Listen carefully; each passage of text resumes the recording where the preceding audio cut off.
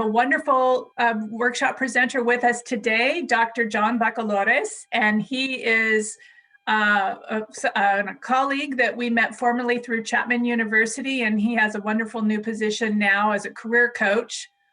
And so we're going to hear from John today about, is it possible to teach great if you can't culturally tolerate? Such an important topic for us today. And thank you, John. We'll turn it over to our speaker, Dr. Bacolores. Thank you, John, for being here today. Thank you, Janice. Hello, everyone. I hope your hearts and spirits are well wherever you are.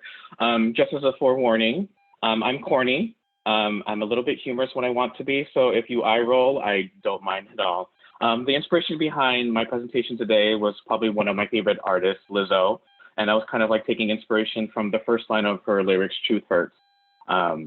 And so like this is the inspiration behind today's presentation today. As to reemphasize, I want you all to practice self-care. So if necessary, if you need to have your video off, I understand. I am not the kind of educator that's basically bullying students to be online on video, especially because I'm not sure or want to be mindful of where you are currently attending this presentation from today. But hello, it's nice to meet you all.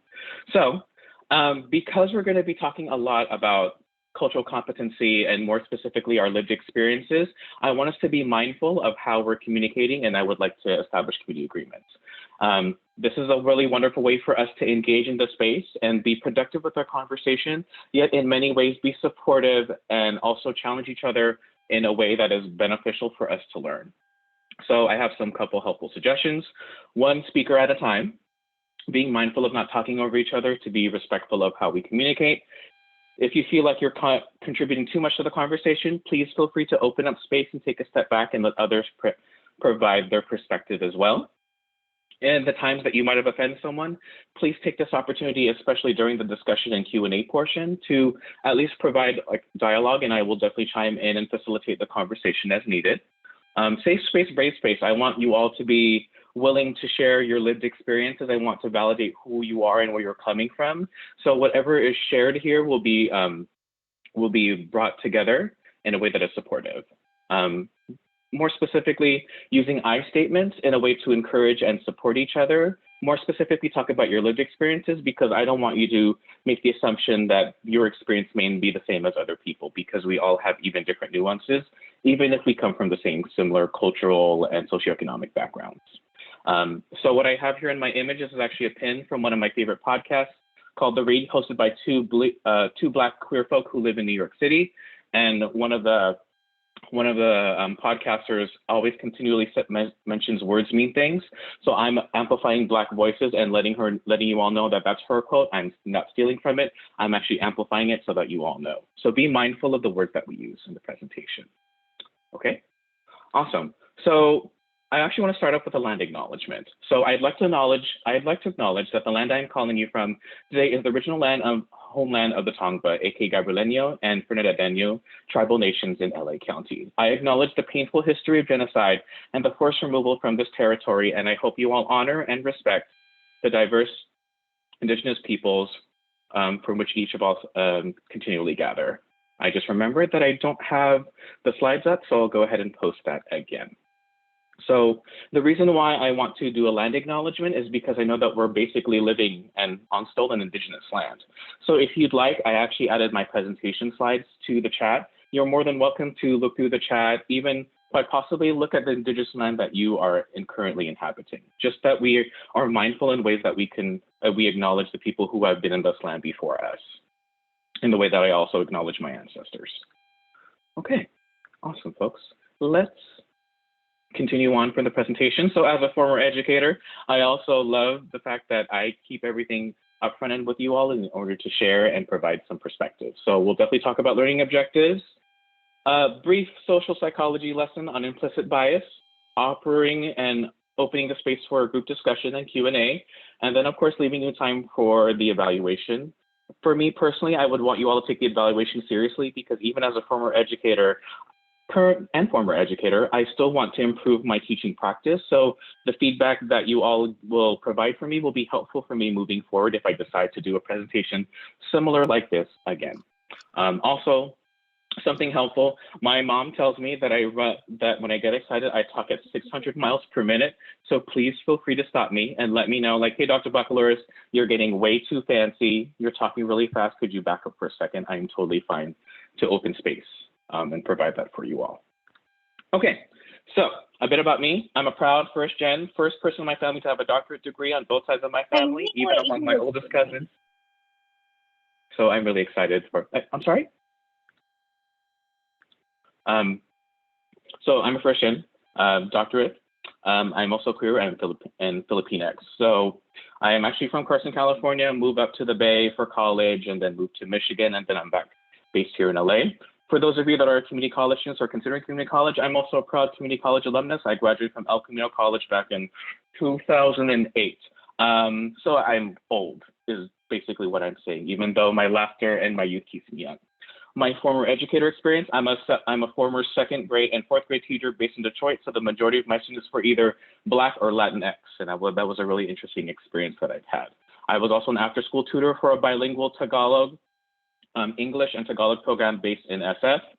So for me, it was a way for me to engage with my community. I am also a former college admissions consultant. So after working with at-promise students, I transitioned to working with very privileged Chinese American students and their college admissions process, so I have some interesting nuances. As well, as Janice mentioned, I am also the former career advisor for future and prospective K-12 teachers, including SPED, bilingual, elementary, middle school, and high school teachers, as well as school counselors, school psychologists. So anything education and credential related, I definitely have a significant background. If there is anything Gucci or anything that you would love to explore more about who I am, my email is there and my LinkedIn, and you're more than welcome to take a look, provide some perspective, and definitely shoot me an email or message. I'm down to connect. Perfect. So fun fact, and this is something that I told Veronica too, because of the pandemic and you know that things are going kind of crazy, I decided to color my hair for the first time. So that actual image is me coloring my hair solo for the first time. It is hilarious because my mom said, why do you look like your grandpa? And I was like, okay, first of all, grandpa was fire. He had amazing fashion sense. So I'm taking inspiration from him. And then second of all, I got really tired of seeing silver gray hairs in my hair. And I basically acknowledged to myself to the fact, you're getting old. So either embrace it. And so this is where it's at right now. Currently, right now, you see my roots. I'm a little bit more of a bronze blonde sort of inspiration. And this is where it's currently at. But legit, my hair is like dark black. But just a fun fact for you all. In addition to that PowerPoint slide, I have also helpful resources on anti-racist and anti-Asian resources in case you would like to look more into it. We'll talk more about that material, but in case you're nerding out about it right now, feel free to go in there. Dope. Okay, cool. So let's transition it into the next part of the presentation. We're going to definitely talk about implicit bias in our own words, utilizing cultural competence that seeks to challenge that implicit bias. And I want you all, using some of the resources that I have, to create personalized plans to address those situations in the future. By the way, love the fact you all are more than welcome to use the reactions on Zoom. So thank you so much for the love. I really appreciate it. So when I was in high school, my first experience of ever becoming an educator, I'm a proud Carson High School grad, home of the Colts. And so at my high school, I actually applied to be like part of this special academy where it was like a specific teaching academy, and we kept changing our name every 2 years. We were the Multicultural Teaching Career Academy. We were then the Accelerated Teaching Career Academy. And I'm like, bruh, can we just figure out a name and just stick with it? We will change the names as we feel like it. But I think reflecting on my experience, for some reason, even for me as a young 17-year-old, I was like, why does the term multicultural does not sit with me well? And I don't know about you all, but when I think of multicultural, I see this image. Images of the world, people with different colors holding hands and everything. And that's cute and everything, but if I'll be straight up and honest with you, this is a very diluted version of what diversity and anti-racism actually is. It basically means like, yes, we are all like one people, and in essence, yes, we are people, but I think we all come from different backgrounds and experiences, and I want there to be like a much more conscious acknowledgement of where people are coming from. I don't know about you all, but the many times I've been in classrooms, either because of Asian, Filipinx, or even queer experiences, all of a sudden I am now told that I am the advocate and representative for my entire identity. And I don't know about y'all, but that's a lot. I don't want to speak for millions of people who have my identity. And more specifically, I am speaking specifically to myself as a queer, cisgendered male who's Filipinx, who comes from a low income to almost middle class background. So I'm coming from very different nuances experiences. So for me personally, whenever I see this term, I get in some way triggered. And I also talked about this in therapy with my therapist, of like understanding where my nuances are coming from and being cognizant of where my experiences are coming from and all that stuff. So personally, I don't like that term. And if anything, if I ever see that term, it's kind of, for me, like nails on the chalkboard. Like I would prefer that you all use like either anti-racist or even anti-Blackness sentiment. Personally, for me, my dissertation focuses on more of like using negative words to describe people, and I would like for us to use positive language moving forward. But as of right now, anti-racist, anti-Blackness, even anti-Asian sentiment is kind of where I'm going with it. We'll probably figure it out because, of course, as we mentioned, words mean things. So because back in community college, I did my associate's degree. I had no idea that I actually done an associate's degree because I didn't go to my graduation. My mom has diabetes. I am absolutely certain that I do not want my mom raging during a 3-hour graduation ceremony with thousands of students. But for me, look, going back, I actually was really in love with psychology because I was fascinated by how people think and what made them do what they wanted to do. Initially, I started college as an English major, thought I wanted to teach English because, you know, I loved books, I loved reading. But reading literature for like 300, like almost 30 pages a day was a lot. And a girl needed a break, but I actually loved my psychology experience and therefore I majored in psychology. So going back to implicit bias, it is in essence like the unconscious way that you perceive someone from a different identity. So it could be including, but not limited to race, ethnicity, gender, sexual orientation, ability, age, any one of those things. And possibly even if you have good and inclusive intentions, you will sometimes default to that. So for example, for me, when I was a second grade teacher, when I was a fourth grade teacher, I taught a predominantly Black school. I believe there was 90% of my students were Black. And I didn't realize it until someone pointed it out to me at the time. One of my fellow teachers was like observing my lesson and she's like, hey, something I want to bring up with you, you actually keep penalizing your Black male students. And I'm like, no, I'm an inclusive teacher. I'm all about diversity and inclusion. What are you talking about? And she's like, well, John, actually, I marked down the many times that you've actually called on and corrected your Black students. And I was like, oh, expletive.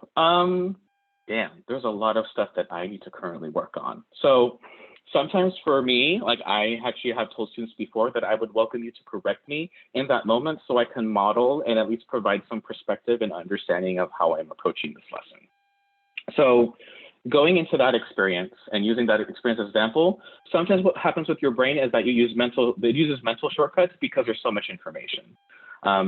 And sometimes it actually helps, it speeds up the learning and guessing process, but sometimes it makes incorrect assumptions of what that is. So for me, it's not I realized in therapy that I'm a survivor of domestic abuse.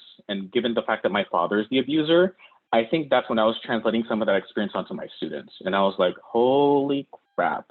Unfortunately, I didn't realize that until most recently. So that's something that I've had to work on for myself. But catching when I actually do it and having people in less than an important way respectfully call me in to be like, hey, John, can we quickly talk about what happened there? And I would definitely make sure that I welcome that conversation. So I think in that case, it is actually much more easier to make a simple yet incorrect judgment than it is to actually take the time to actually research and understand a complete perspective. So one time I was in I was a college admissions consultant with a privileged Chinese student. And I was sitting in with her talking about her SAT scores. And she made a really brash assumption. She's like, well, I'm really frustrated. My SAT score is X, Y, and Z. If I was Black or Latinx, I would have easily got into that college. And so I had to bite my tongue because I was like, oh my goodness, I'm this close to cussing out a student. And so I took a deep breath, only because, you know, I was getting paid, so I wanted to make sure I didn't get fired. But I basically told her, I was like, okay, so you dumped a lot of information. What were you trying to say there? And then, of course, she got tongue tangled, and I was like, okay, let me be real with you for a second. I understand that you're frustrated. I understand that your SAT scores are not where you want it to be. However, what you just did was you basically delimited the experience of Black and Latinx students. For you as a privileged Chinese student, you have access to a well-funded high school. You have access to me as a college consultant. You have SAT tutors and other subject tutors teaching you. And of course, as of right now, and I didn't realize it, that the students who I met paid tens of thousands of dollars to meet with me as a consultant. I didn't realize that until one of the execs accidentally left the handout, and I took a look at it. But for me, that frustrated me because it's like, how dare you take away experience, especially because like at Carson High School, the majority of my high school was Black, Latinx, Samoan, and Filipino. And so I felt the rage of my former colleagues being like, bruh, let's take a step back. And it's unfortunate because I had such a great relationship with that student. And once I corrected her, she's like, in essence, oh, expletive, I'm so sorry, John, I didn't mean it that way. I was like, yeah, that's what I'm talking about. Be careful of what you're saying. And if people call you out, open the conversation to be like, hey, so I messed up. Let's do it. Ouch, oops, educate. Let's figure out what I did wrong. And so I think in that conversation, I would welcome people to ask me that question and to be mindful of how you're coming forward.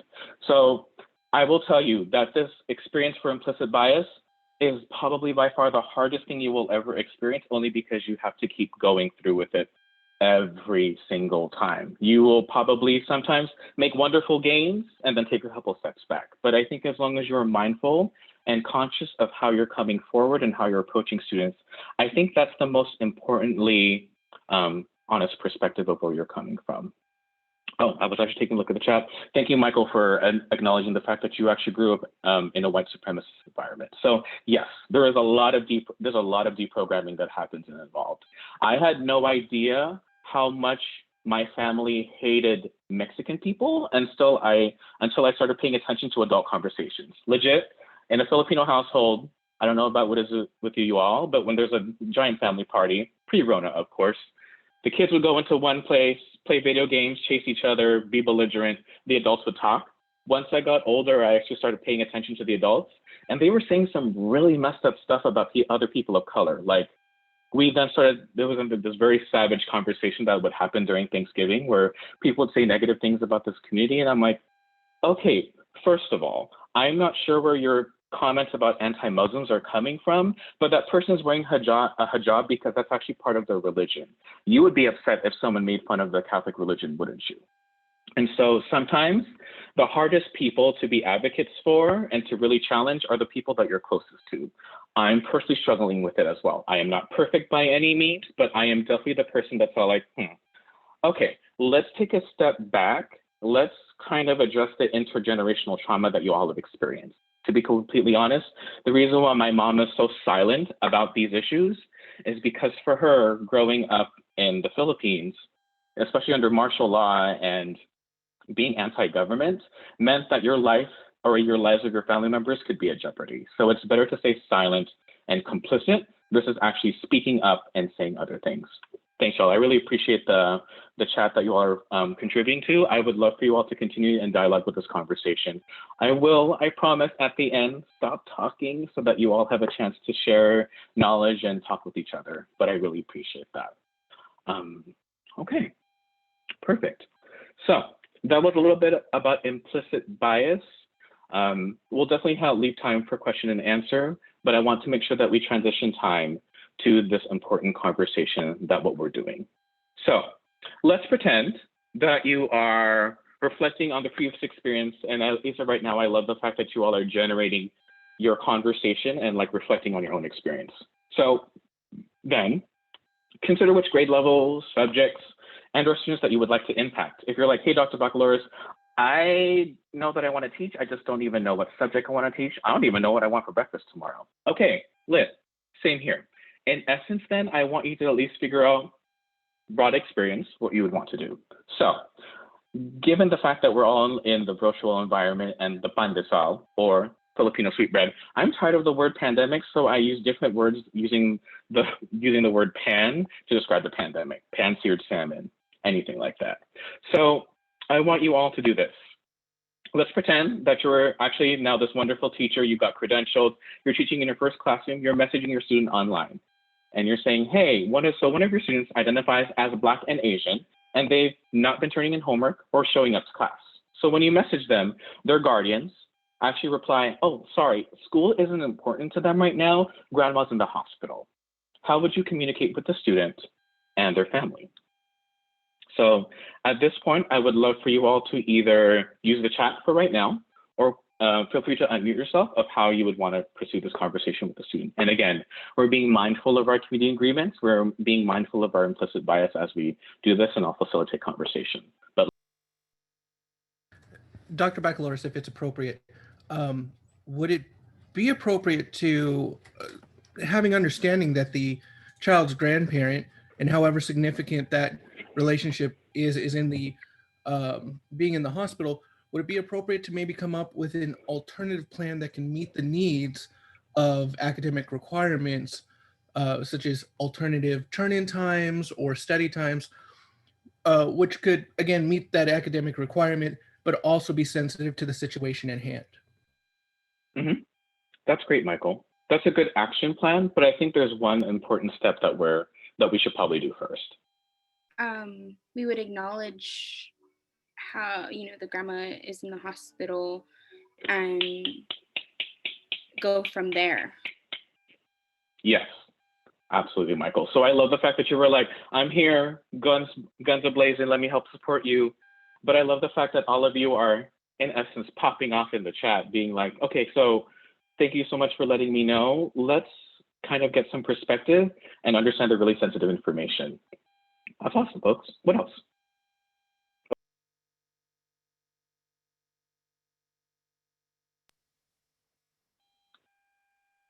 Awesome. Showing empathy, asking how they're doing, if the family needs help. Thank you all. This is wonderful. Let me throw another caveat in there. Let's say that you have a strong rapport. Wonderful. Thinking that resources might be available in terms of grieving and such. That's definitely one thing too. Let's be careful though. Again, we're making the assumption like, oh, their grandma might have passed away, but they just said that they're in the hospital. So maybe the next step would be like, let's pretend that you have a really strong relationship with your student. And let's pretend the student's name is John. Hi. And going back to Carmen's student, John actually messages back like, hey, I'm really sorry. I know that I should be doing my homework and everything, but my grandma was recently one of those people that was attacked in the news. She's not doing well. I really can't focus. What would be the next step there? Definitely taking shy in Michael's comments and what everyone else is mentioning, then like asking and reaching them out for help. Absolutely.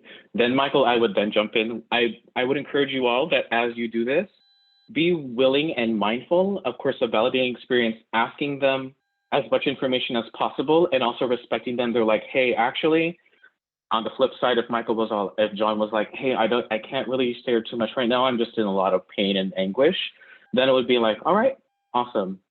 How about, and then of course, giving them options, like maybe you submit your bits of your homework like pieces at a time, or extending your homework to 2 weeks and things like that. The only frustrating thing, especially for me as a former educator, there is a lot of pressure on educators, and more specifically school administrators, to put pressure on them to be like, we need test scores, we need grades and everything. Then it's going to be a difficult conversation to have with your principal or with your administration if they're not being supportive. I would be sympathetic of their family and make sure that the student is doing well, then collaborate, make a plan on how to support their student and their education. Yes, lovely. Would anyone else like to contribute? I feel like I'm taking up a lot of space and I want to check my cisgender male privilege. It might not be correct, but like you had mentioned, where you can ask them, sometimes they're in there for just like a regular procedure, and they're gonna jump on that as, hey, you know what? I'm not doing my homework because my grandma had her ingrown taken out and I can't concentrate. And it's, how do you play around with that? Do you ask, do you not ask? And I know you can't say it's not important, but realistically, you're not even gonna, it's probably an in and out procedure. It's not like they're in the hospital and, and they're stuck there. Because I know last semester I caught COVID and I was in the hospital for 2 weeks, and the nurses let me borrow the laptop, and I was logging on in the hospital with my laptop. I was admitted 4 times last semester, and I got B's and A's. I stayed, they let me borrow the laptop, so I didn't bring one from home. And I was logged on. There's no reason why I couldn't, but that's just me though. I'm looking for something more in my life, but that doesn't mean that like this student, what's important to you, and are you able to make that connection? 100%. I agree. Getting a sense of student where they're at. Like if they're like, hey, so sorry, yeah, I'm gonna get on it, dope. Please correct me if I pronounce your name incorrectly, but Ching Kai mentioned, do we really need to trust the student totally about the reason why they didn't do their homework? I will tell you, as a former educator, pre-Rona, I'd be like, nice try, bruh, or student, you still gotta do what you gotta do. But given how the pandemic has, in essence, messed up everyone's lives, I would probably take them at face value. The one thing that I do as an educator is that I'll trust you, in essence, that one cliche thing that people say all the time. I'll trust you once, but if you take my mistrust again, I'm gonna start being a little bit more mindful about the mistrust. Something that I've always told my second graders is that Mr. Bacolores is gonna teach you a big term today. Today's term is called integrity. It means being honest and knowing that you're being honest. If you're not being honest with me, that's really going to hurt my heart because you weren't being honest with me at all. And it's even funny that even high school students, I even had one high school student that was like 6'5". Of course, he was like a giant tree. Not to say that I'm being disrespectful, but just the fact he was very tall.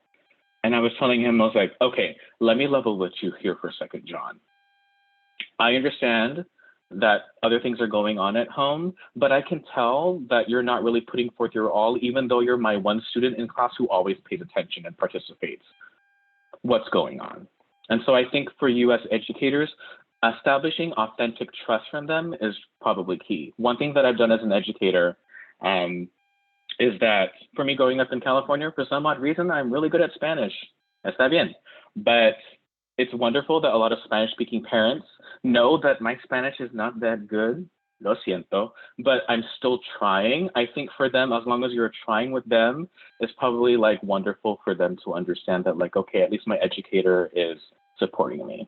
So even sometimes what I've done is I've even translated documents in Spanish for parents to be like, just because you don't know the English language does not mean that you can't still have time with your child to do your math homework.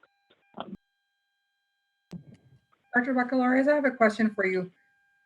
I mean, I'm in a community college right now, so I'm transitioning, but as an educator, I know, right? Hopefully waiting for some good news from one more, but do you learn how to read, students? I mean, I just recently passed, my father-in-law passed away, and he was like a dad to me. I'm sorry. But, a lot of my professors were very understanding and flexible, and they were willing to work with, with me. I'm sure a lot of people are in that same boat this semester and the past semester, but as an educator, do you learn how to read students as far as whether, they're coming out truthful? I mean, I guess and it's hard to gauge right now in the internet because, you can't read body language through a computer, but yeah. I mean, I just wonder that in the future, as I'm going into education, will you learn to do that? I mean, does it come naturally? And how do you sympathize? I mean, this has been an experience for all of us. So, is this, I'm just curious. Yeah, wonderful. That's a great question. So to reiterate your question, it's more of like, how do you ever get to a point where you start figuring out whether or not a student is being honest or not? That is correct. Yeah. So going back to be transparent with all of you, I lasted 1.5 years of teaching. So even though I kind of talk about the fact that I'm an educator, I kind of did this with my career. People think that like your career does this.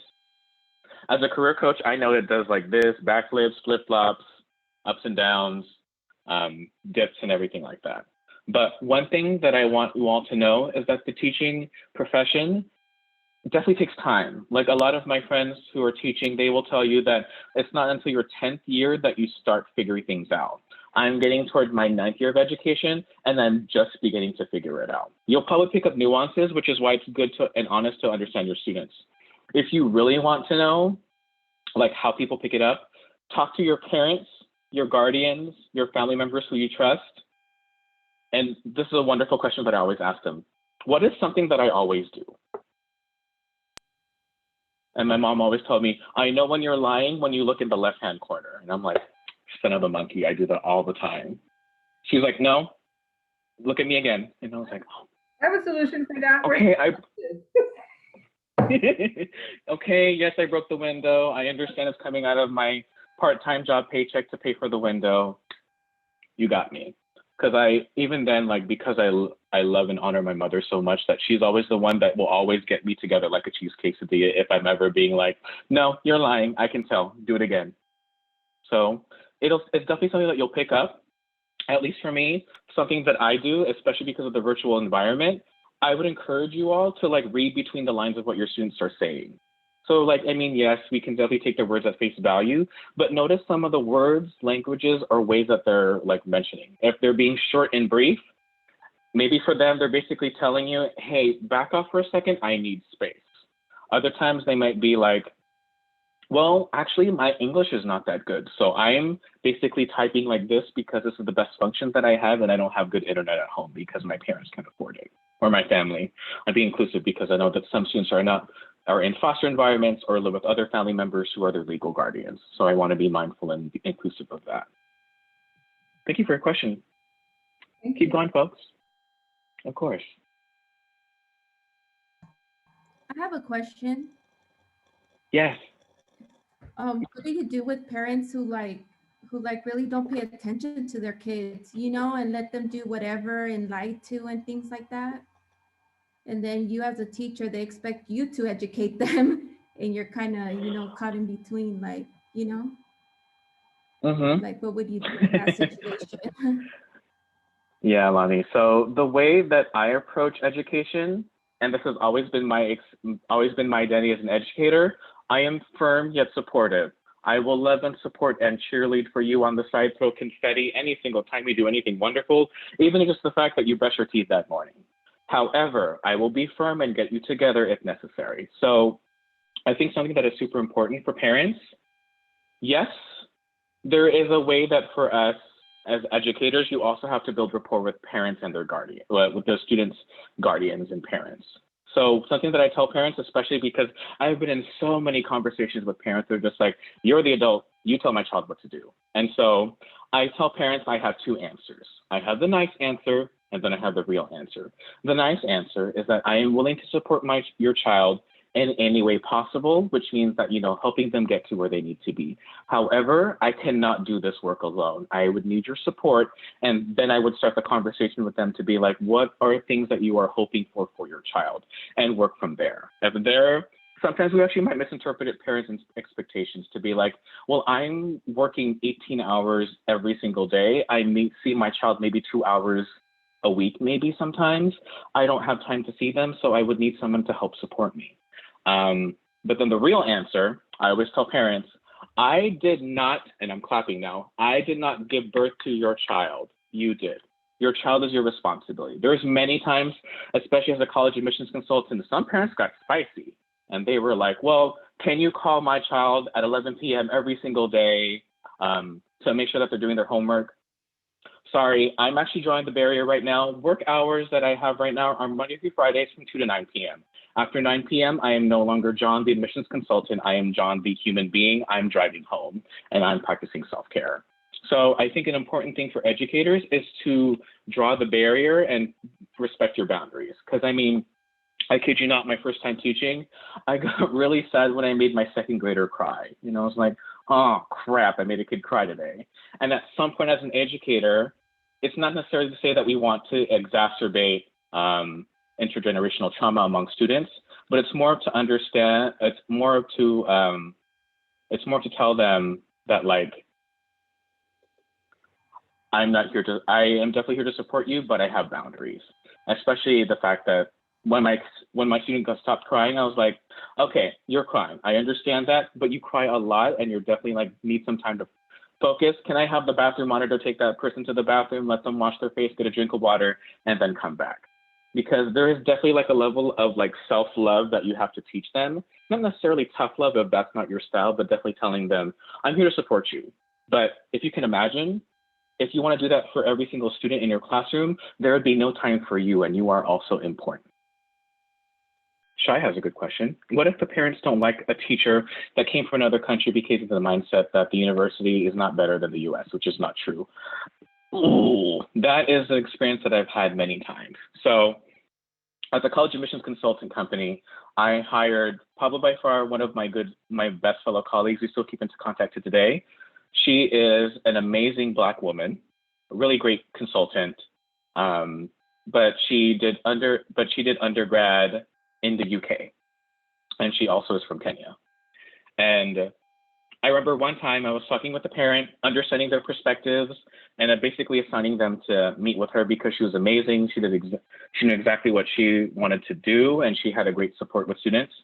And the parents actually came back to me to be like, well, we don't like the counselor. And I was like, oh no, here we go. I'm basically holding onto the desk for dear life and seeing what's going on. I was like, that's interesting. Tell me why. They're like, well, I want someone who went to university degree like you did. Like you went to Berkeley, you went to University of Michigan for your master's. You have your doctorate from USC. I'd rather my child go to you. And I was like, okay, yeah, I understand that. But here's the amazing thing about your counselor. The counselor actually did her studies at a university in the UK that specializes in psychology, and more specifically psychology in the industrial setting. Your child wants to become a business person. I don't have a business background. She does. She's probably the best person to talk to in terms of her experience. And it took a little bit of gentle shoving, figuratively, of course, because I can't put hands on people. But it was like, there's a lot of value in some of their experience. And even something that I always pitch to parents all the time, universities, even employers, teachers, districts love people who come from an international background because they have, hint, the secret word today, the cultural competency to understand their student. And then of course, the student, like after meeting with that counselor with the first time, I was like, hey, let me level with you for a second. Let's throw professional out the window. You're going to have a very interesting case, but I know that you can do it, and I will be here to support you in that experience. Okay. Ooh.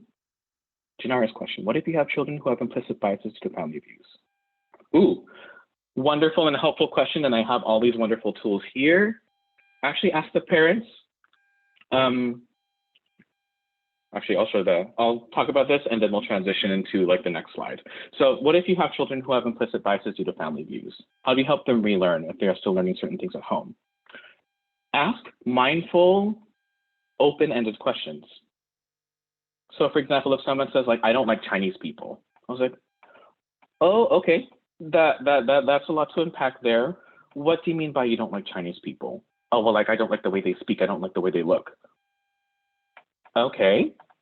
And then continue asking them for questions, and then in some way, being careful and mindful that we're not licensed clinical professionals, mental health professionals.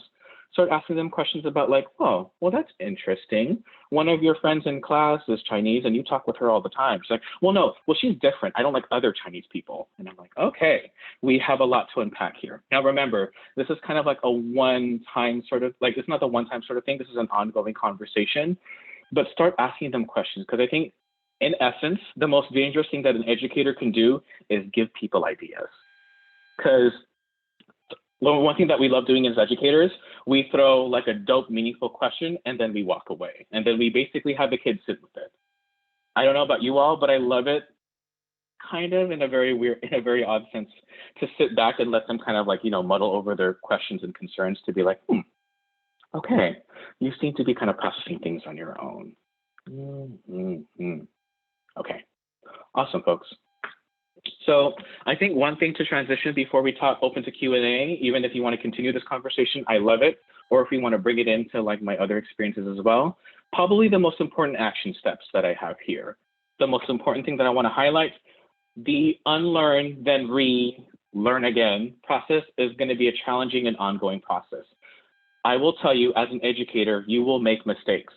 The moment that you log off the computer, change out of your work clothes, and put on your pajamas, I need you to forgive yourself every single day. Because I kid you not, pre-Rona times when I would drive away from my classroom, I would bawl tears, turn up Whitney Houston up to full volume, and cry as I have the windows down, as a full Californian would do. Thank you so much. But I want you all to forgive yourself, because this is a very difficult process to do, but it definitely takes some time. And so that's definitely like a question. So Michael, I see your question. Let's save that for Q&A. I want to go through the slide and then we'll open it up for like the full conversation.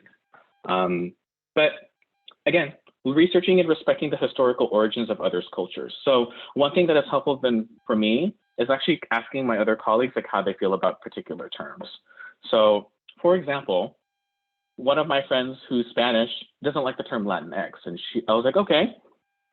She like is also like someone who shares my progressive views, and I was like, okay, let's back up. Why? She's like, well, Latinx is more specifically for countries, in essence, Latin America, in that region. Spain is actually in Europe, and I particularly would prefer the term Hispanic or Spanish instead. Understandable. I have another great friend who's Brazilian, and they're like, so we speak an entirely different language from Spanish. I'm not sure if Latinx is appropriate for us at all. We will love and support our Latinx colleagues, but I prefer that people use the term Brazilian or Portuguese to refer to themselves. Okay, honestly respect that. And then going back a little bit to Michael's conversation, acknowledging and supporting your students' strengths and challenges. Of course, there is a barrier and a way of you being supportive, but then also telling them like, I also want you to know that there's other people in this room who might be offended by what you say, and we don't want to hurt our friends' feelings. And so again, welcoming your students' intersexual identities. For example, what if you have a Black trans hard of hearing student?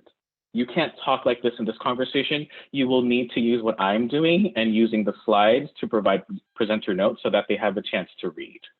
I think one thing that frustrates me is that when educators say like, again, how I started, like, all right, John, for you as a representative of the queer community, please tell me about the gay man experience. And I'm like, okay. I could speak to the gay man experience from my perspective. I would be mindful about me talking about the bisexual and transgender community, even students who identify as non-binary. That's where I'm coming from. Celebrate and respect your students' cultures. Don't appropriate, please, please, please. I don't know if you all know this, but a lot of my Latinx friends, actually, and especially my friends who are Mexican, don't actually like Cinco de Mayo. They find it a bit more offensive. It's like, okay, yeah, we're celebrating, yay. Put on sombreros, drink taco, eat tacos, and drink margarita. I think you're forgetting something, which is why GOOGLE, or if you use any other search engines, are going to be your best friend. Respect your students' cultures and where they're coming from. And this is kind of again, I apologize, Michael, I got excited, but this is kind of related to your other question. Address any classroom tensions in that moment as it's appropriate for you. Tell the students that like, it's appropriate in that time to tell them like that it's important for you to understand and know that what you just said was actually really offensive to other people, and I wouldn't want you to feel any other way. Something super helpful that you as an educator, continually turning the table, throwing the mirror back at them, and tell them, I was like, ouch, that actually really hurts me. Do you really think that of all women, even your mom or your aunt, the women that you love, that you don't like girls? Yikes, let's take that back for a second. And so necessarily include this in your language when you're teaching, and even tell your students, please don't use all or never in this classroom unless it actually truly is. I mean, I use all when I'm saying all people were negatively impacted by the panini. But more specifically, understand and like be mindful of where you're coming from. And then the most important thing is practice self-care. And so what that means is that this stuff is hard. There's a lot of stuff going on at home. It is totally fine that at some point you hit the wall, you're kind of stressing yourself out. Take a step back. That is totally fine. I typically watch SpongeBob whenever I'm stressed out. For some odd reason, my brother and I love quoting Patrick Star and SpongeBob just on the daily. So it is completely fine and necessary to unplug yourself when you need time to practice and understand where you're coming from. And so I think that's actually very relevant. These action steps are a combination of what I learned from my dissertation, as well as a helpful document called 8 Actions to Reduce Racism in College Classrooms. Even though it is college intent, it is still relevant to the field of education. Okay.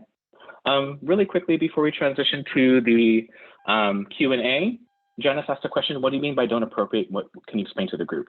So when you celebrate a culture, it means that you understand the historical and significant meaning of that person's culture, and you are respecting them in that nature.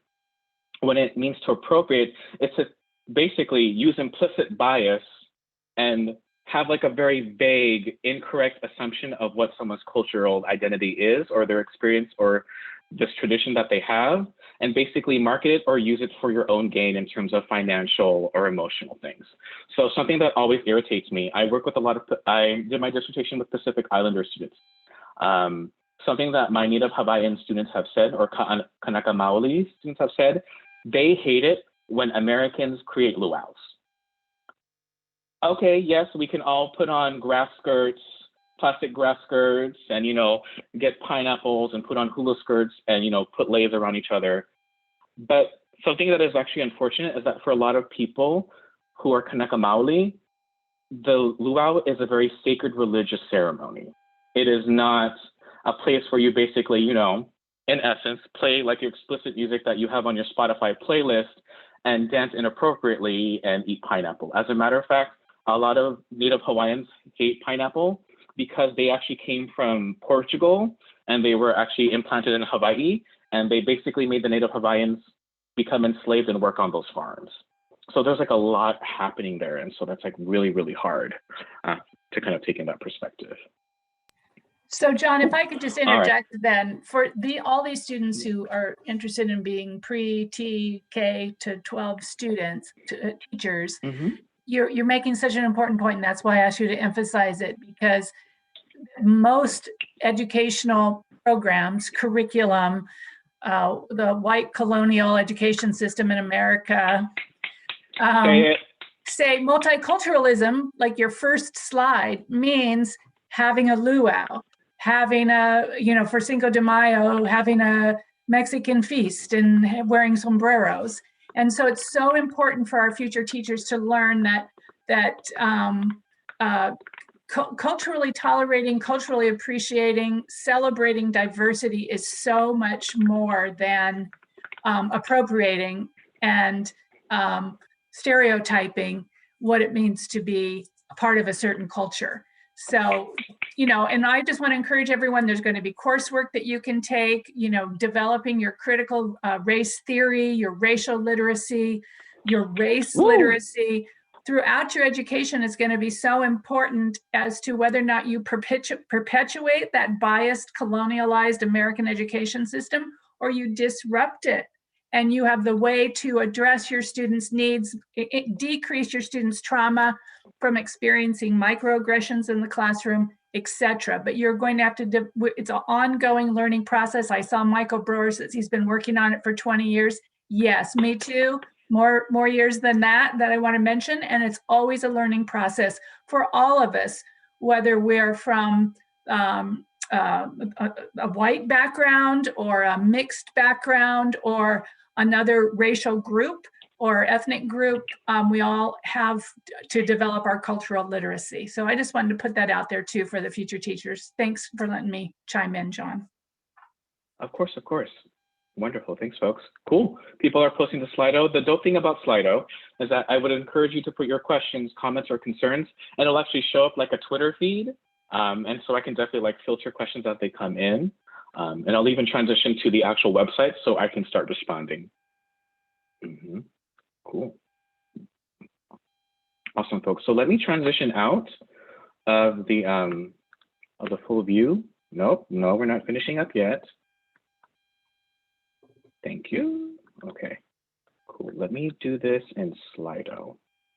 So Slido is really cool. It's like an online engagement platform, given the fact that I'm also cognizant of the fact that some folks may not be able to speak. So writing is the best way. And so this is a great conversation for us to have through the interwebs. So let's take a look. They come in. So this is helpful for me to see like the Q&A and how folks are like interacting.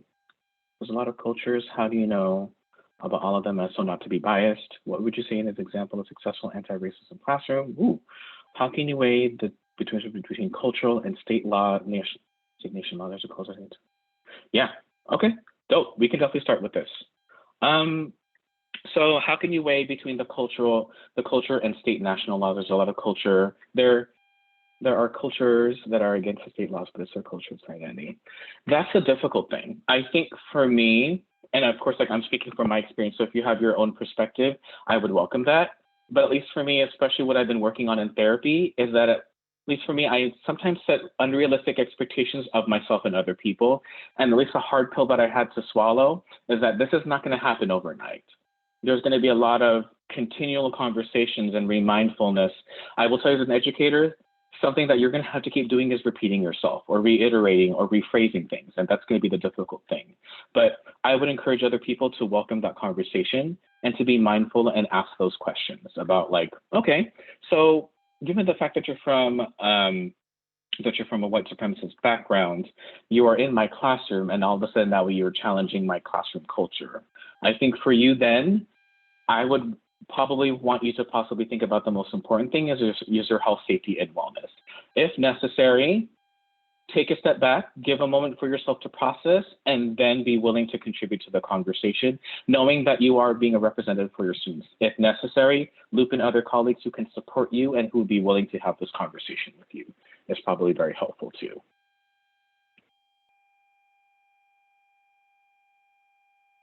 Okay. All right, I think I answered that one. If you do have more questions and maybe want to continue this conversation offline, dope, feel free to email me. But let's move on from here.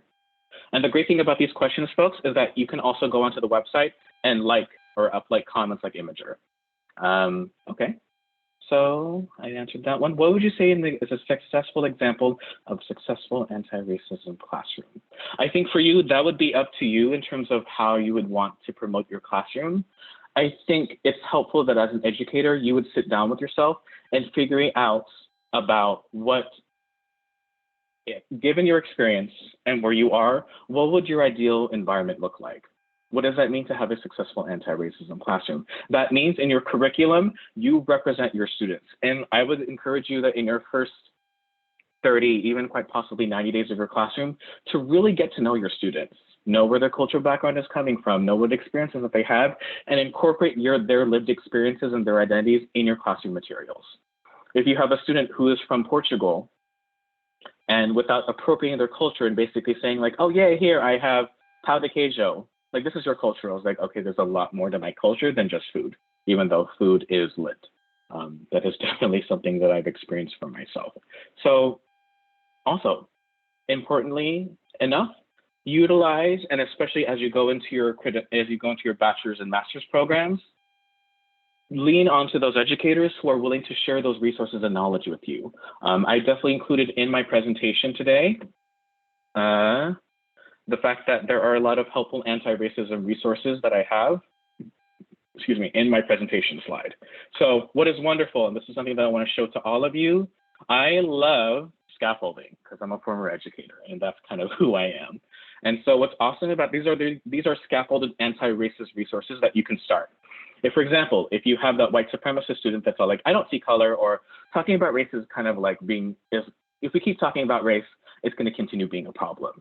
This is a helpful place for you to start helping that student unpack and even starting to incorporate some of that language and curriculum with yourself.